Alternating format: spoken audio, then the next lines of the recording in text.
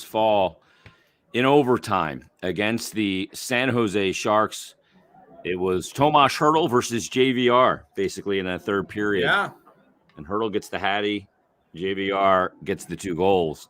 But the important thing is the Sharks get the 2 points, and the Flyers miss out on an opportunity in this game. So it's one of those situations, Bri, where you build up a 2-goal lead, but you can't make it stick. And the lead was kind of built like a house of cards, just from the standpoint that the Flyers got outshot 20-5 in that third period. I mean, I'm not sure exactly what JVR's power play goal, really was his first goal that triggered it. The first goal of the game kind of woke up the Sharks, and from then on it was almost all San Jose in that period. Flyers maybe were lucky to have that 2-0 lead because they got that power play opportunity. They were able to cash in on that, and that's one highlight of that third period. But really unfortunate for the team overall, and for Martin Jones that the third period progressed the way that it did, because obviously he was looking for a win against his old club, and just wasn't to be tonight. But there were good things for the Flyers in this game, and you hope that we were talking before we started that maybe Cam York will now get a pretty good piece of video to look at and see, whether he plays that a different way in the future, or, like we said, we don't know if he was being called off by Martin Jones there or what have you. But, usually you're going to do one of two things. You're going to take the shooter, you're going to take the other man and let the goalie worry about the shooter. And unfortunately, that didn't work out tonight. Yeah, that's the thing. I tend to think Coatsy brought it up, and it was a great point by Coatsy, because I didn't think of it prior to him saying it. Was he being called off by Martin Jones? Was Martin Jones saying, I got the shooter, yeah. which that's telling you the defenseman, take away the pass, because the pass is the worst situation for the goalie, because you're going to get him moving. If you don't take away the pass, or if you do neither, if you take away neither the shooter or the pass, which is the worst way to play it. Right. And to me, I went back and watched it, and I go, he must have got called off because he aggressively took away the pass.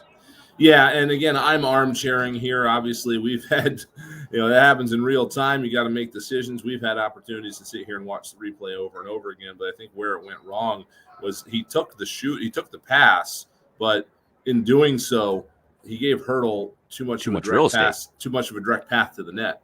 I mean, he didn't force him wide enough, and then all of a sudden now Hertl's all alone basically in the slot. It almost turned into a breakaway at that point. You got to try to steer him at least out into the circle a little bit. Just try to give your goaltender a little bit better odds in terms of the angle that he's got to cover. I would have to look at it again also, but it almost, I don't know. It looked to me like Martin Jones. I don't know if he saw something to his right or whatever, but he looked kind of fooled. It seemed like on the goal. I think York's stick got a piece of it. Yeah, York got a stick on it. So something went weird there on the way that went in. So but again, it's I think York realized what was going on there at the last minute. He tried to reach back and maybe do something about it, but it wasn't to be, unfortunately. Yeah, when the goalie even says, "I got the shooter," that doesn't mean go tackle the guy on the team. Right. Yeah. You know what I mean? It's basically just take the passing lane away, make that not an option, but to a point where he can't take all the real estate that he wants. And there was just too much real estate there for Hertl, who obviously he's a really good player and he's feeling it. He's got 2 goals already in the game for San Jose, and he finishes it off there in overtime with the winner.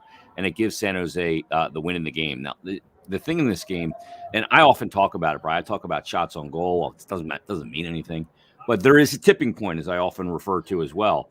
And getting outshot in the third period, 20-5, and a game total of 47-31 it's over my tipping point.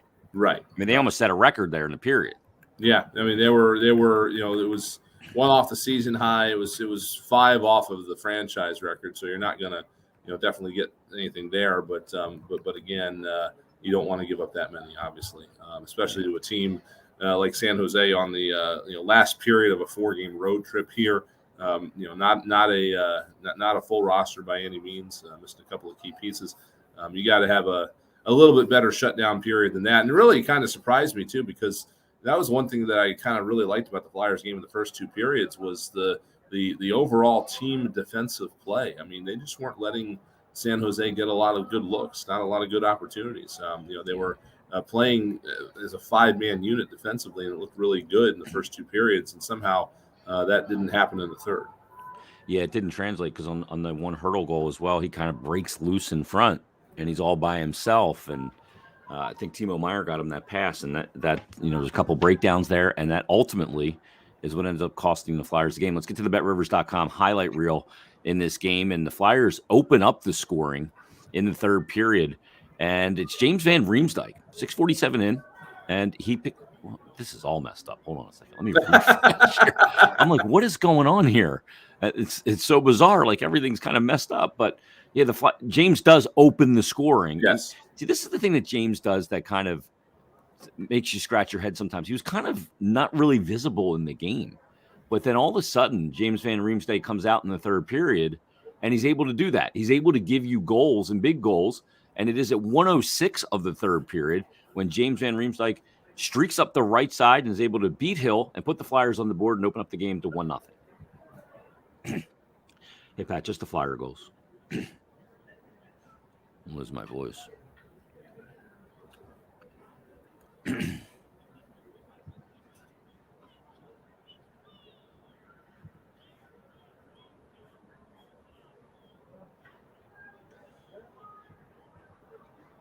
Yeah, James just wires that shot and beats him. It was just, it was shooter on goalie there. That was a similar situation where, again, Van Riemsdyk made a very good play along the right wing boards, poked it around the defenseman, and, he's closing into the circle. He's got somebody closing in on his right, or on his left rather, and, just decides to take the shot, and he just flat out puts it past the glove hand of Hill. And it's funny, after the goal, Hill's just kind of statuesque there with that glove up, wondering why the puck didn't hit it. But going, wait, do I have a hole in this thing? Yeah. So, Van Riemsdyk just managed to miss it and put it in a perfect spot. So, a great goal scorer's goal there. And at the time, you think things are going pretty well for the Flyers at that point. Yeah.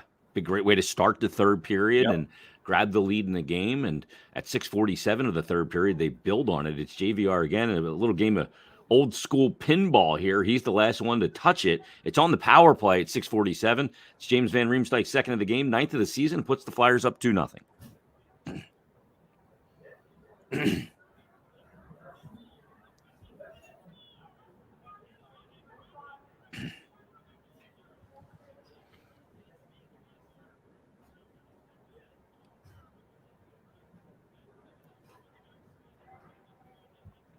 Yeah, we thought originally it was a York shot that Farabee hit and JVR hit. Turns out didn't hit Farabee.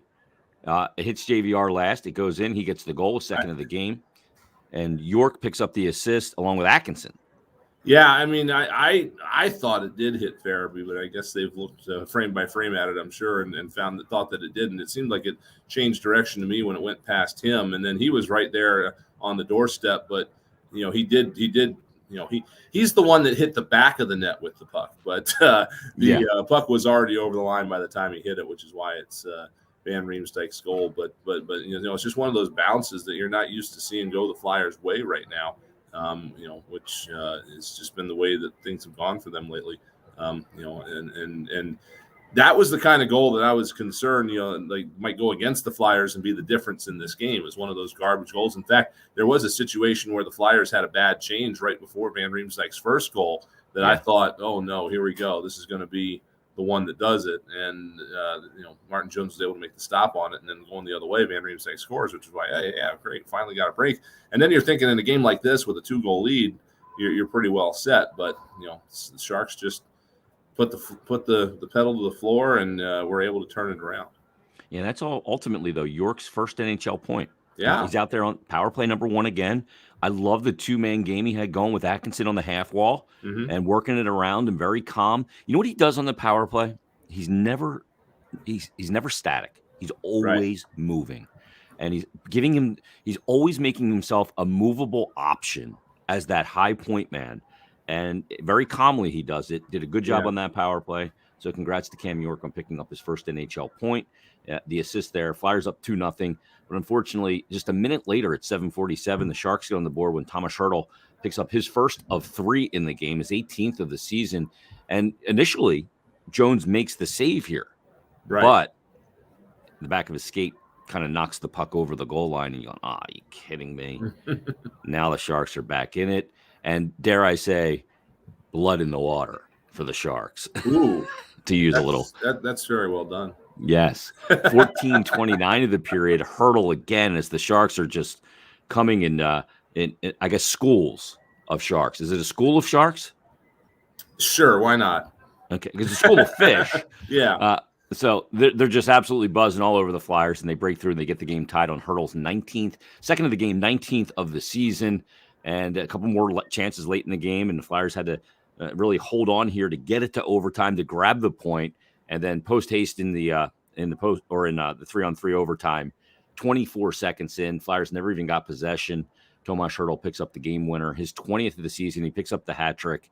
And they'll wrap up their road trip with a big win over the Flyers, grab the 2 points, 3-2 the final between the Flyers and the Sharks. It was the Tomas Hertl show today, and he's a guy that, if the Sharks are out of it, could be on the move as well. He's got this year and next year under contract. That makes him a very desirable player for a team to pick up at the center position here going forward at the deadline, perhaps. Yeah, I mean, you've got a guy that's already got 20 goals on the year. Obviously, things are going well for him. There's players in this league that normally having better years than they're having here that aren't rolling as well with the whole COVID situation. And then you've got guys like Hertl who obviously are. Again, his overall experience, you got to remember, this is a San Jose team, even though they haven't been all that great in the last couple of years. This is a San Jose team that has had a ton of playoff experience in the 5-year period, basically before the pandemic started. Martin Jones was their anchor for that. That's one of the attractive things that brought him to Philadelphia. So a guy like Hertl, he can go to a playoff contender and bring a lot of intangibles to that locker room, to that lineup. Having been there with the Sharks over the middle part of the 2010s when they were in the mix every year in the West. Well, Bri, if there's one thing we need to do, we need to make sure that we wire the locker room for the intermission report to the team before they head back on the ice. Because had they listened to me, I hate when I'm right. I hate it.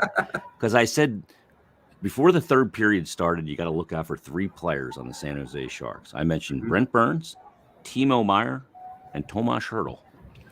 In that period, Timo Meier had 2 assists, Hertl had 3 goals, and Brent Burns had 3 assists. Yeah, I mean, both of the goals in the regulation, Hertl from Meier and Burns. And then Burns with the outlet pass and on the overtime tally. I mean, again, they were missing a couple of big guns, so a lot of it was going to fall to those 3.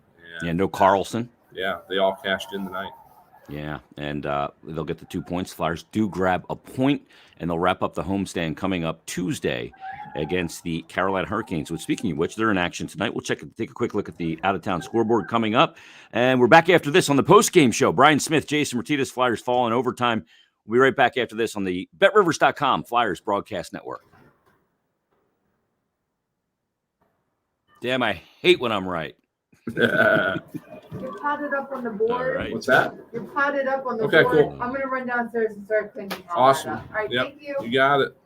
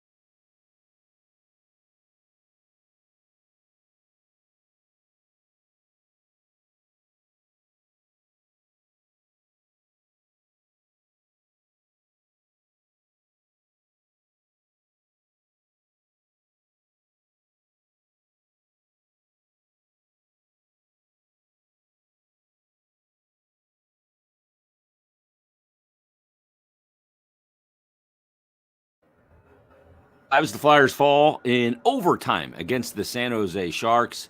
Interesting quote from Mike Yeo. He says, "We have to get better. We have to get better if we want to get wins and points." He is right about that. Simplicity at its finest right there as the Flyers go down against the San Jose Sharks. You want to take a look at the out-of-town scoreboard here as a pretty busy Saturday night in the National Hockey League. Brian, let's start out with a couple of teams that are in the Metro. And one of those teams we will see this week. We will see them to wrap up the homestand. That will be, how about the Canes, the Carolina Hurricanes, and Alex Lyon in net for them tonight. Did he get put into this game? No, he started. He did, okay. But I believe that it was a situation where, he found out like this afternoon he was starting. I don't know exactly what the circumstances were. I know one of the Carolina goalies was hurt. I believe Frederick Anderson. This might be a back-to-back for Carolina, and he might have played yesterday. Okay. But he was I think he was kind of thrust in maybe off a taxi squad or something. Carolina was at home last night against Calgary and then had to go on the road and play this one tonight. They were they were at home. So there was back-to-back home games for Carolina. So yep. I guess that meant that Alex must have been in town. Right now, Carolina's affiliates in Chicago. So he must have been there as a taxi squad goalie or something. I don't know, but it didn't seem like it was. Yeah, he's been with the team for a couple weeks now, as a matter of fact. It didn't seem planned. I'll put it that way. Yeah, well, he 32 saves, he's the third star of the game, but unfortunately, it's in an overtime defeat as the Panthers continue their torrid play. How about the record of these two teams? Panthers 23-7-5. The Canes 24-7-2. They get the win in that one. Bruins get a 5-2 win in Tampa over the Lightning at Amalie Arena. Pasternak 2 goals, Marchand 2 goals for the Bruins. So they pick up 2 important points, and that's the team to keep an eye on. 3-2, the Stars beat the Penguins earlier today in Dallas. Predators leading right now over the Coyotes 3-0. Caps leading the Wild 2-1 also earlier. How about this game? 5-4 final as the Avalanche come back in Colorado against the Maple Leafs. 2 third-period goals to get it to overtime. They get the OT winner. I think it was Devin Taves with the winner in overtime, and that's the final there. And the Blue Jackets beat the Devils 4-3 as well. So busy day. Still some late night games around the league tonight as well, including Chicago in Vegas. The Rangers, well, they're off to a great start this year. They're in Anaheim to take on the Ducks tonight. Sabres and Canadians. So actually, that game's postponed. A lot of these games postponed, all the Canadian teams, because of attendance restrictions, I guess is the terminology. There was an interesting goal, by the way, to go watch if you're so inclined on social media. The Washington Capitals, on a delayed penalty, scored a goal into their own net against the Minnesota Wild. Apparently, Zach Fakal he got a shutout in his first game yesterday. He was shutting out the Wild today, and while he's on the bench for a delayed penalty, the Wild end up, or Washington rather, puts it in their own net, so the Wild get a goal that way. One of those bizarre things you see in hockey every now and then. So who gets credit for the goal? Last I saw, it was Ryan Hartman who had committed the penalty to generate the delayed call. Oh, it's Foligno now that gets. So that's the Wild's only goal, right? Yeah, they had to go back. You have to go back and figure out, who was the last Wild player to touch it before. I wonder if he was still on the ice. I don't know. He could have been. Yeah, he could have been down the tunnel by that point, for all we know. But Marcus Foligno. Yeah, it was one of those very, very strange, very strange hockey quirks. But it's too bad for Fakal. He was trying to get a second straight shutout to start a career, which I think would have been some kind of record. Yeah, that's crazy. That he doesn't get charged with the goal, but he doesn't. Yeah. Shutout. That's exactly it. He doesn't get charged with the goal, but he can't be credited for a shutout because he can't do that. Yeah, wow, interesting. And the only way you can get a goal or a shutout as a goaltender and have a 1 on the board is if it's a 0-0 shootout situation. Yeah, through overtime. Yeah, so that's exactly right. Well, the Flyers will be back at it on coming up on Tuesday night against Carolina. Doesn't get any easier. That's a good hockey team coming in here.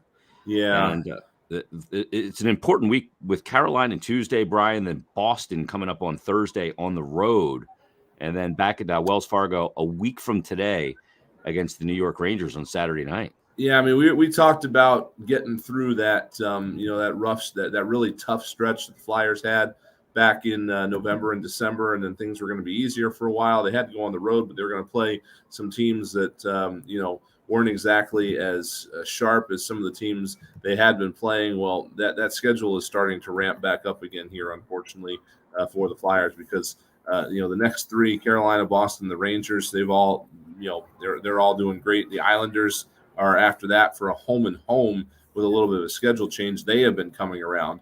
And then, it'll be a little bit of a less intense end of the month of January.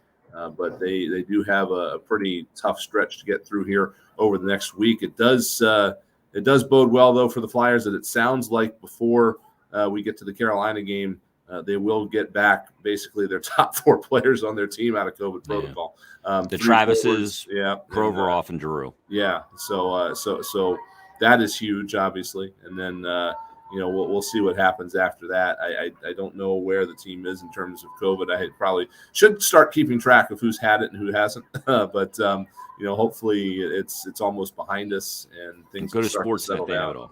Yeah, I'm sure somebody's keeping. It's all done there for you. Yeah. It's the COVID tracker. It's like the Santa tracker. Exactly. It's over Iceland. Yeah. So that's good news. Hopefully they'll be a little bit more reinforced as they go through that gauntlet next week. But that definitely is a tough. That's 3 games in 5 nights, and it's a tough stretch there.